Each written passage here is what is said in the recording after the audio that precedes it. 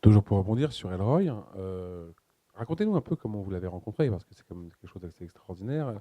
La rencontre d'Elroy, la rencontre de Bunker. Quels sont les auteurs comme ça? Je parle d'Elroy surtout, mais dans la, dont la rencontre a été pour vous un changement, on va dire, un peu un changement de cap. Ben écoutez, oui, c'est sûr que Elroy, c'est une chance bon, extraordinaire. J'ai appris après, ça me fait rire, parce que quand on me dit vous avez découvert Elroy, j'ai appris après que Elroy avait été refusé par tous les éditeurs français, à commencer par Gallimard. Mais je comprends, ils se pensaient que c'était trop typiquement américain, que ça marcherait jamais en France. Bon, moi, quand j'ai lu Lune sanglante, j'avais les cheveux qui se dressaient sur la tête dans le bon sens du terme. Je trouvais que le livre avait une force. J'avais l'impression de n'avoir jamais lu un livre équivalent. Et je m'explique, c'est parce que je trouvais que c'était un livre extrêmement violent. Et en même temps, et souvent chez Elroy, il y a cette violence, il y a ce recul aussi par rapport à la violence, qui fait que c'est jamais voyeur, c'est jamais gratuit, etc. Et puis voilà, j'ai publié les trois. Ça a marché, ça a donné une oxygène à la collection Rivage Noir de façon formidable. Et puis, du coup, pour le Dahlia Noir, on l'a invité à venir en France. Et il l'a dit lui-même, puisqu'il était invité au Festival de Lyon, avec plaisir, on lui a dit comment vous avez rencontré François, et il a dit, alors lui il se souvient de la date exacte, genre le 2 mars 1990 à l'aéroport, je sais pas quoi, et il a dit j'ai vu un type avec une sacrée tignasse, comme lui il n'a pas de cheveux, ça longe à nous, qui a avancé vers moi, et alors c'est tout à fait vrai, il a dit on ne se connaissait pas depuis 5 minutes, qu'on était en train de parler de films noirs, de romans noirs, etc., de toute cette connerie de et ça fait 30 ans que ça dure. Alors, Mais alors, je rajouterais quand même, parce que ça c'est important, c'est que si je suis là aujourd'hui, c'est grâce à Elroy. Ça c'est incontestable, je veux lui rendre un hommage forcené parce que quand vous êtes petit éditeur et que vous avez d'un seul coup un auteur qui marche, vous avez quand même 80 chances pour cent de le perdre parce que à ce moment-là, les grands éditeurs qui n'ont pas pris les risques sur un inconnu, quand ça commence à marcher, ils arrivent avec le carnet de chèques. Or, c'est exactement ce qui est arrivé avec Elroy, c'est-à-dire qu'après les Confidential, il y a deux éditeurs français importants qui sont arrivés avec un gros carnet de chèques. Pour être franc, qui me proposait 3 fois ce que moi je pouvais proposer comme avaloir. Il est quand même le seul que j'ai connu qui, à ce moment-là, a dit à son agent, et l'agent était déjà prêt, pas l'agent français, hein, l'agent américain était déjà prêt à négocier avec les autres, qui lui a dit à Francfort, à la foire de Francfort, devant tout le monde, qui lui a dit si tu m'enlèves François, je te quitte. Donc merci James.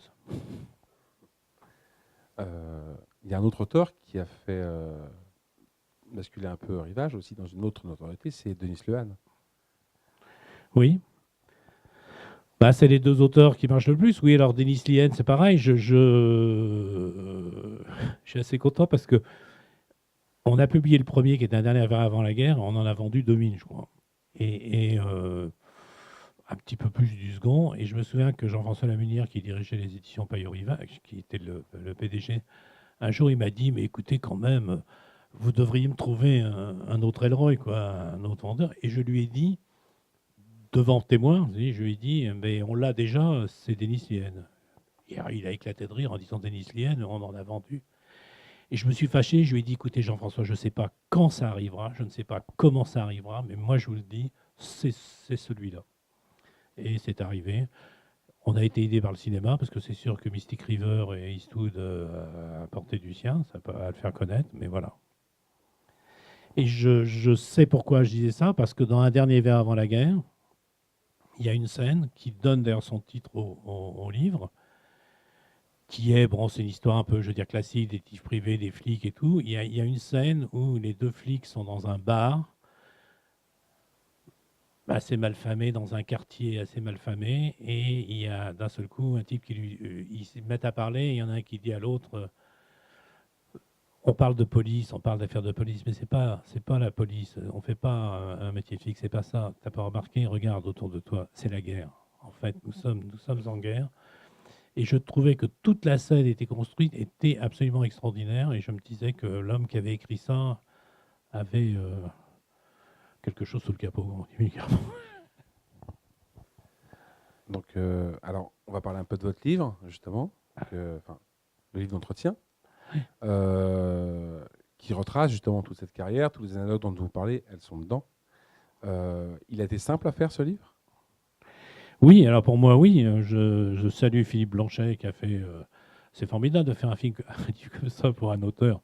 Vous êtes interviewé par quelqu'un d'extrêmement agréable avec qui vous sympathisez, vous allez déjeuner et tout. C'est lui qui déchiffre les cassettes, c'est lui qui tape, c'est lui qui fait tout le boulot, quoi. Je suis très content de ce livre parce que chez Rivage, il voulait que je fasse un livre justement sur le polar. Et moi, je voulais pas parce que je disais, ça va paraître terriblement prétentieux, Jean Duhaut de HR du polar, etc. Et un jour, Benoît Moureau, qui dirigeait les éditions Rivage, m'a dit, et si ça se faisait sous forme d'entretien? Alors j'ai dit sous forme d'entretien, c'est différent, on verra bien, oui, d'accord. Et c'est elle qui a pensé d'ailleurs à Philippe Blanchet, qui lui est un grand amateur de musique rock, pop, etc. et tout, qui dirige Rivage Rouge. Et il se trouve que on a eu de la chance parce qu'on s'est très bien entendu. Et en même temps, c'était un très bon choix parce que je sais qu'au début, quand on a commencé à faire ces entretiens, le problème du spécialiste, quand il est dans son truc, c'est qu'il a l'impression que tout le monde connaît ça. On va pas revenir sur Chandler, on va pas revenir sur Hamet, tout le monde sait qui c'est et tout. Et en fait, il me posait des questions parfois où je me disais, mais pourquoi il me pose cette question? Je veux dire, tout le monde le sait. Eh bien non, en fait, tout le monde ne le sait pas. Et c'est ce qui a rendu, je pense, le livre vivant, c'est que il était amateur, il n'était pas spécialiste, et il a posé des questions qui finalement nous ont aidé à faire un peu le tour de notre sujet. Merci. Avant de venir, je vous avais demandé de parler d'une dizaine de livres, de choisir une dizaine de livres. Bon, ils sont quasiment tous là. Donc, on va commencer un petit peu. Oui. Alors, celui-là. Bah, celui-là, ça fait partie. Et vous savez, quand on est éditeur, il y a parfois un peu des crève-cœurs. C'est des livres que vous trouvez sublimes et que personne n'achète. Bon, c'est un peu le cas de ce résurrectionniste, ce qui est un auteur australien qui m'est arrivé parfaitement par hasard. Je ne sais pas très bien comment il est arrivé. Je trouve c'est l'histoire d'une corruption morale dans le milieu des résurrectionnistes, donc, qui est, et dès la première page que je trouve magnifique, quand il parle des corps des morts, quand il dit nous les habillons, nous prenons soin d'eux, etc., qui est un livre très très touchant et très fort sur comment ce jeune homme, peu à peu, se laisse corrompre par l'environnement. Je trouve que c'est un livre magnifique. Et voilà. Alors, on va changer de sujet complètement. Parce que là, on parle de le troisième grand auteur de Rivage, j'ai envie de dire. Après Le N et Elroy, Ouais. David Peace, avec Tokyo Ville Occupée, qui est le deuxième cycle, puisqu'il avait écrit un premier Ouais. cycle en 4 tomes sur l'Angleterre des années Thatcher. Et là, donc, c'est sur le Japon.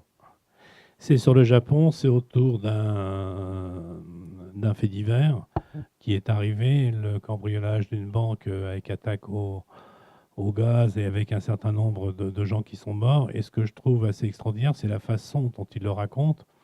C'est-à-dire qu'il s'est inspiré de Rashomon, le film de Kurosawa, et en fait, il fait parler les morts, les victimes, et toute l'histoire de ces victimes forme un espèce de chœur qui est totalement d'abord très émouvant, bouleversant, et ensuite qui retrace en effet une histoire du Japon, et une histoire du Japon pas toujours glorieuse, puisqu'il est notamment question des expériences qu'ont fait les Japonais sur les Chinois, parce que les Japonais, par certains côtés, n'avaient rien à envier aux nazis, et qui est, alors avec le style, moi je trouve un peu incantatoire de David Peace, qui est... vous savez, David Peace, il fait comme Flaubert, je veux dire, il récite, et il lit d'ailleurs admirablement ses textes, il récite ses textes à haute voix quand il les a écrits, et quand il a l'impression qu'il y a un mot qui ne va pas et tout, il s'écoute à l'oreille et il le corrige.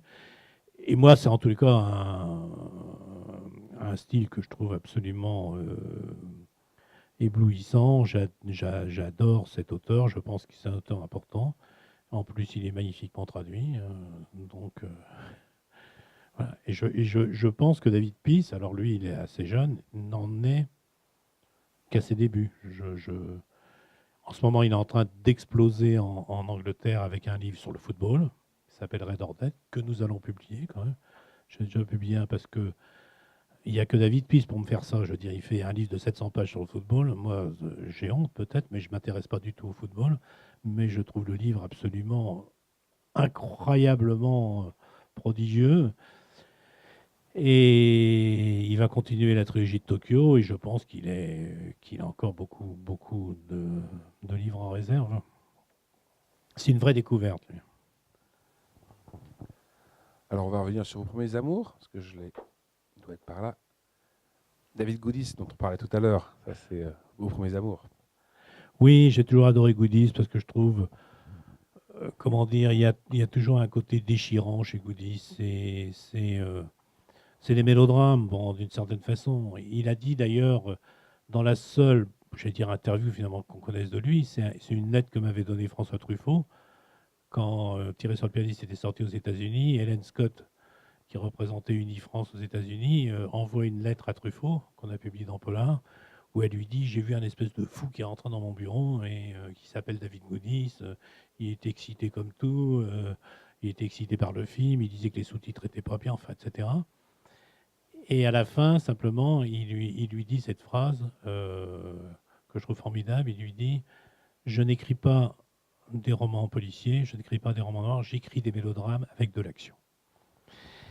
Et les personnages de femmes, de Goodies, de paumés, c'est bon, c'est la synthèse, je sais pas comment dire, pour moi, c'est l'auteur vraiment qui, oui, le symbole même du petit gars paumé, euh, mais pas paumé, genre comme on l'entend aujourd'hui, pas le mec qui sait pas, le type qui a été brisé par la vie. Bon, par exemple, sur l'espoir de retour, le type était chanteur, qui a du succès, il tombait amoureux de la femme dont il fallait pas, donc les truands lui ont cassé la voix, la lui mettre facile, et qui court toujours après son espèce de rêve de s'en sortir. Et puis, il y a des choses très, très émouvantes.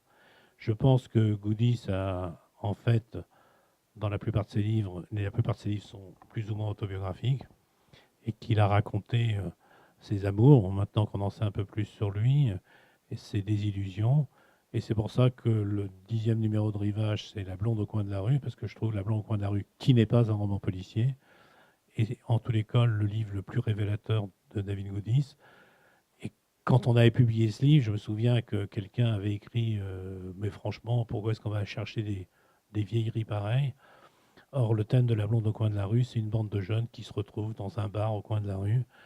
Ils sont tous au chômage parce qu'il n'y a pas de boulot à Philadelphie.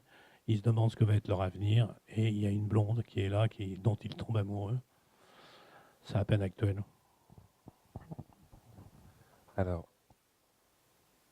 celui-là est assez incroyable quand même, je trouve. Enfin, moi, je l'ai lu, c'est assez incroyable comme histoire, hein. C'est un bouquin magnifique, oui. Alors, il était paru sous le titre Nous avons toujours habité le château. On a changé pour dire que c'était une nouvelle traduction.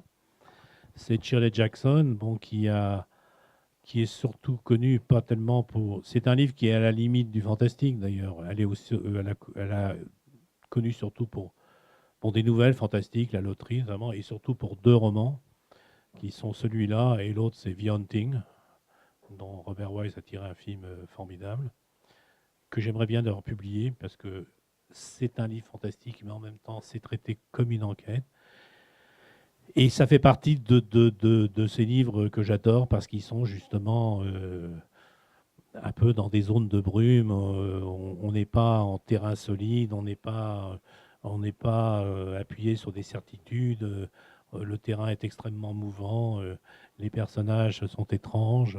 Il y a des secrets terribles qui les hantent. Et en même temps, c'est comme un conte gothique, quoi. Cette maison, les gens qui l'habitent,